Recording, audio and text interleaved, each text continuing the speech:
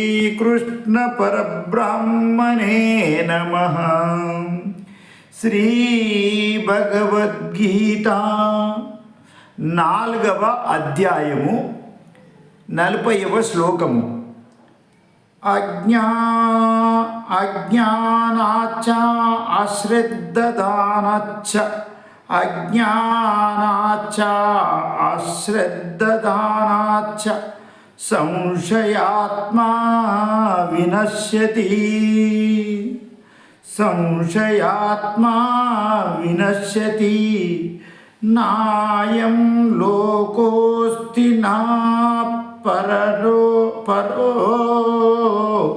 నాయం లోకోస్తి నా పరో నా సుఖం సంశయాత్మనః నా సుఖం సంశయాత్మనః.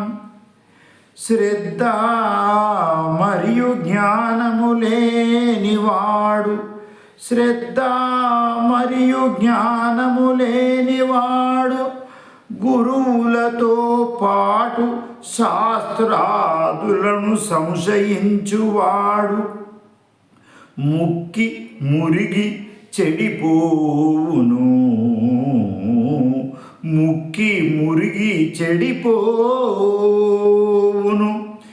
ఈ విధమైన సంశయాత్ములకు ఇహలోకమున గాని పరలోకమున గాని సుఖము లేదు, లభించదు.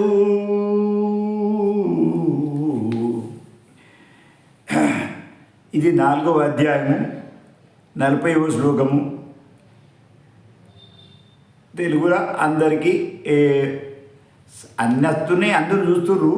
ఇది కూడా కొద్దిగా మీ మైండ్కు ఏమన్నా అంటే అలవాటు అన్న చేస్తుంది. కొద్దిగంత సంశయాత్మ వినశ్యతి అంటే ఏ దాని మీద సంశయం పెట్టుకున్నాడు ఏములో సుఖపడాడు.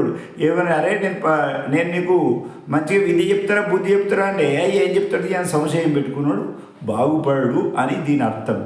ఏ లోకంలో సుఖం లేదు, దానికి పరలోకంలో సుఖం లేదు. ఆ విధంగా చెప్పిండ్రు. ఉచితంగా నా దగ్గర హరిపాట పుస్తకాలు, భజగోవింద పుస్తకాలు, హనుమాన్ చాలీసా పుస్తకాలు లభిస్తాయి. ఇంకా రెండవ విషయం ఏంటంటే నా ఛానల్ పేరు వందే మాతరం. వందే మాతరం ఈ ఛానల్ను షేర్ చేయండి, సబ్స్క్రైబ్ చేయండి. ఆ తర్వాత ఆ భగవంతుడి కృపాపాత్రులు కండి, పుణ్యాత్ములు కండి. ఈ విధంగా ధర్మకార్యమునందు సాయం చేసి పుణ్యాన్ని పొందగలుగుతారు. తుకామని సత్యకర్మే వావే సాయి గాత్రియా భయ నరకా జానే లేకపోతే నరకం పోతారు అని చెప్తాడు. హరి ఓం తత్సత్. జయ జయ రామకృష్ణ.